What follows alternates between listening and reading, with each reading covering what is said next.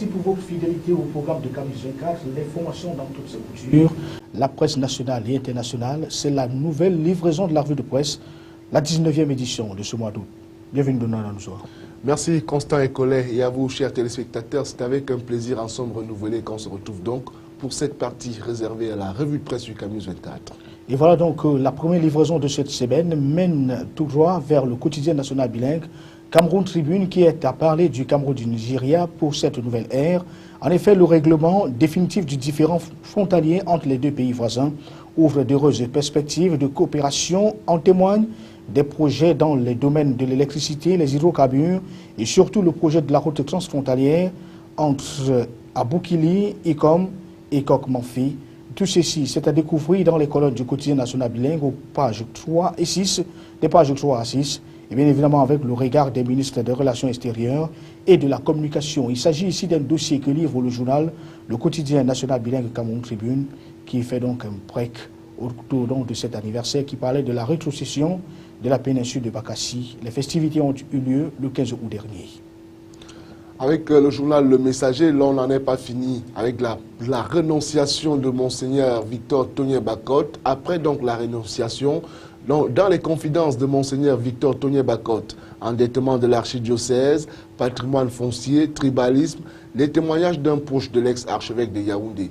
Il faut donc retrouver les détails en page 8 du journal Le Messager. Et toujours à la une du quotidien de la rue des écoles, on est à parler du contentieux préélectoral avec après l'expiration des délais légaux, la Chambre administrative de la Cour suprême qui examine enfin 200 recours. L'audience, dans le cadre du contentieux lié aux municipales et législatives, s'ouvre donc ce 19 août 2013 à Yaoundé et c'est cela sous la houlette des responsables de la Cour suprême du Cameroun. La suite, c'est avec Donald. Restons dans le journal Le Messager pour parler maintenant de l'ITIE, admission donc du Cameroun, les exigences qui pourront coincer le Cameroun, le verdict du conseil d'administration de l'initiative de transparence dans les industries extractives attendu après le dépôt du rapport de validation. Élections municipales et législatives du 11 septembre 2013 encore, on en parle avec des Camerounais de la diaspora qui appellent au boycott de cette consultation électorale. Le Conseil des Camerounais de la diaspora invite leurs compatriotes à refuser une énième mascarade. L'intégrité de la lettre ouverte signée par Robert Wafo-Wanto et ses co-religionnaires, c'est à découvrir dans les colonnes du journal de Puss Ndiawe. Et puis on parle également des législatives encore et municipales, cette fois-ci dans l'œil du Sahel, et qui s'attarde sur cette sortie dans le Grand Nord avec le plan de la présidence pour faire échec à l'opposition. Des urnes entreposées dans des chefferies traditionnelles. Un émissaire du cabinet civil remet 100 millions de francs CFA à 10 chefs traditionnels du Nord. Nous restons toujours dans les yeux de l'œil du Sahel pour parler de la ville de Garoua. Les prestataires de Plan Cameroun revendiquent leur paiement. Les détails sont contenus en page 2. Minimartable, l'exploitation de la bauxite renvoyée en 2000 à 2020, la Cameroun et Alumina Limited dans la tourmente totale. C'est à découvrir pour plus amples informations à la page 11 du journal. La suite, c'est avec le journal Mutation, Donald. Le journal Mutation revient donc sur les législatives et les municipales du 30 septembre prochain. Philémon Yang, Jean-Baptiste Bocan, Emmanuel Sadi payent les conducteurs de mototaxi. De quoi est-il question?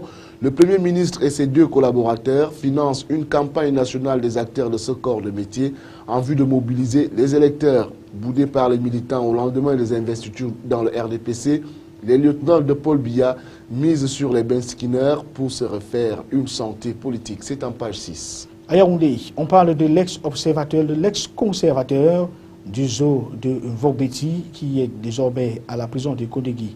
Maurice Kwamou est soupçonné d'avoir fait disparaître les 134 pointes d'ivoire. Suite, page 5. Quittons donc le zoo de Vogbeti et retrouvons-nous maintenant dans le secteur de l'éducation. Pourquoi les enseignants désertent l'arrière-pays? C'est une grosse question que pose dans le journal Mutation ce matin. Faute d'infrastructures adéquates, ils refusent de prendre le service dans les zones reculées. Et nous voilà donc repartis à Garigombo avec les employés de la mairie qui sont sans salaire depuis 19 mois. Par ailleurs, la municipalité doit 700 millions de francs CFA à l'administration fiscale. Des précisions en page 4 du journal. Nous avons sorti avec le patrimoine financier, avec comment les camions citernes détruisent les routes. Selon un rapport du ministère des Transports publics, ces engins ne sont pas adaptés à nos axes routiers. C'est lire également une interview qu'accorde Patrice Bala.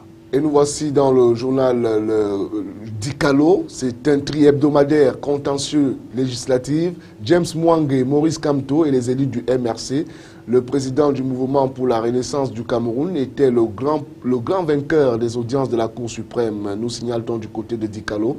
Le professeur James Mwangue Kobila n'est pas de cet avis. Et puis, à Ebolova, les maires RDPC boycottent une conférence sur la décentralisation. On parle aussi du mine postel dans le journal Dicalo, qui est désormais un tri hebdomadaire. C'est toujours un tri hebdomadaire, mais il est également à retrouver en ligne sur Internet, donc le Dicalo, qui parle également de ce passage du ministère des Postes et des Télécommunications. Jean-Pierre Biti Sam était donc dans la région du Sud, c'était pour voir le déploiement des installations techniques de la Camtel dans cette partie du pays.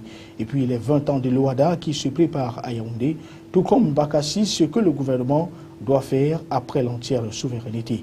Et pour sortir donc de ce journal, on parle de ce contrat de désendettement avec 40 milliards de francs CFA pour l'Est, l'Ouest et le Grand Nord. La suite, c'est avec vous, Donald. Le journal Dicalo nous a aussi fait part de l'actualité sportive Ligue des Champions. La belle affaire de Coton Sport de Garoua, l'unique représentant camerounais, a pris une option sérieuse pour la suite de la compétition. Et voilà que le journal Les Repères est à nous amener sur les questions d'immunité dans sa trouvaille de cette semaine. Pourquoi l'épervier évite l'armée? Cité dans divers scandales, les hauts gradés de la Grande Muette sont tout simplement intouchables, constate donc le journal de Feu Richard Touna. Et voici les larcins de Tundi Oyono à la une du journal. L'anecdote des ordres de mission en sont non signés par lui-même, sans l'avis du conseil d'administration ou du ministère de tutelle. Une caisse d'émission de plusieurs dizaines de millions de francs CFA mise à sa disposition pour chacun de ces déplacements.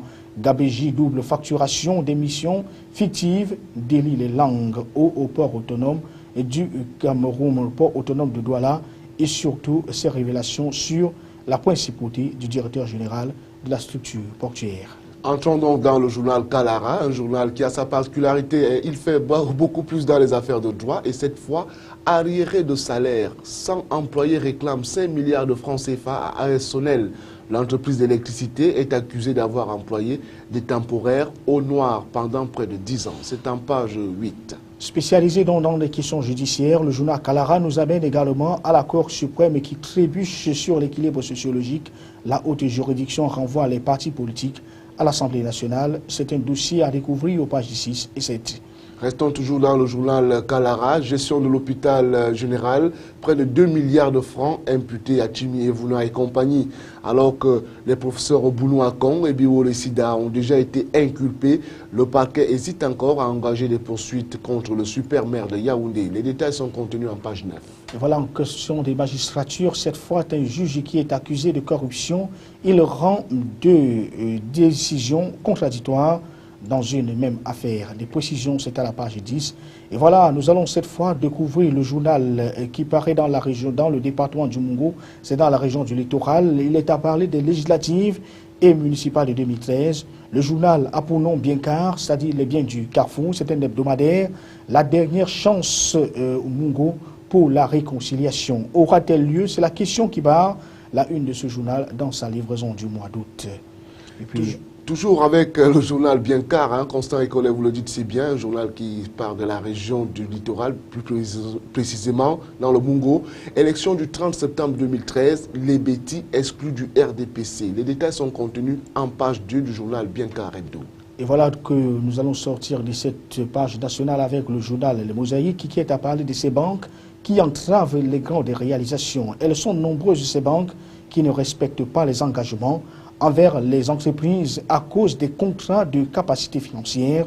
Restées lettres mortes, beaucoup sont dans l'ornière, constate le journal. Et puis, le journal est aussi dans le département du Mungo, parlant cette fois des municipales et législatives du 30 septembre 2013 prochain, à Douala Premier. La conspiration contre le RDPC en commandant des masques tombe déjà. Un militant RDPC natif de ce quartier a pointé du doigt un doigt accusateur sur le maire de l'arrondissement de Douala Premier, Lengue Malapa, l'honorable Albert Docolin, Guidjol Gan et Somba Noël Bias Pascal, d'être à l'origine de l'éviction de Moïse Malep de la course au municipal dans la commune d'arrondissement de Douala 1er. Et voilà qui nous amène à la page internationale, Donald. La page internationale de ce matin s'ouvre avec le journal Aujourd'hui en France, retraite, impôts, sécurité. Cette fois, Hollande va devoir trancher. Financement des retraites, hausse des impôts, réévaluation de la TVA. Les arbitrages de la rentrée vont avoir un impact important sur la vie des Français. Aujourd'hui en France, c'est aussi ce rebond en or de Tamgo. Il est question ici de Francis Etedi Tamgo, qui a devenu hier le champion du monde du triple saut. Il est le 3e homme de l'histoire à franchir la ligne des 18 mètres. Des précisions, c'est aux pages 18 et 19. Et c'était donc la dernière actualité qui nous a été livrée par le journal Aujourd'hui en France. Et nous voici donc dans la Tribune. La Tribune est un journal qui paraît aussi en France. Le groupe aéronautique européen dément avoir été écarté de l'appel d'offres d'un contrat portant sur l'achat d'avions de combat par Séoul d'un montant de 7,3 milliards de dollars. Comme le rapporte la presse sud-coréenne, dans un tel cas, seul Boeing resterait en lice. Diplomatie, Bruxelles menace de revoir les relations avec le Caire. Il faut dire que Bruxelles a donc averti le gouvernement égyptien et qu'elle était prête à réexaminer ses relations avec l'Égypte si la violence ne cesse pas dans cette partie du continent africain. Informatique apportée, voilà Samsung qui devrait donc dévoiler sa montre intelligente au mois de septembre prochain. Le géant sud-coréen Samsung va dévoiler sa montre connectée à Galaxy Gear début septembre avant iWatch Apple. On reste dans le journal Tribune pour parler maintenant des affaires qui se passent dans les cours et tribunaux. Justice, JP Morgan soupçonné de mauvaises pratiques en Chine. La SEC veut savoir s'il y a un lien entre l'embauche d'enfants de responsables chinois et l'obtention de contrats. Le Figaro, la France en 2025, c'est la une du journal Le Figaro dans sa parution 19 août 2013. Le gouvernement voit l'avenir en rose, constate-t-il. En effet, réunis ce matin en séminaire, les ministres livrent leur vision du pays dans les 12 années à venir. Le Figaro a fait évaluer par des experts les copies des Valls, Montebourg, Taubira, Moscovici, qui obtiennent de très mauvaises notes en 2025, dont la France dotée d'une industrie requinquée et réalisant 20% de la richesse nationale.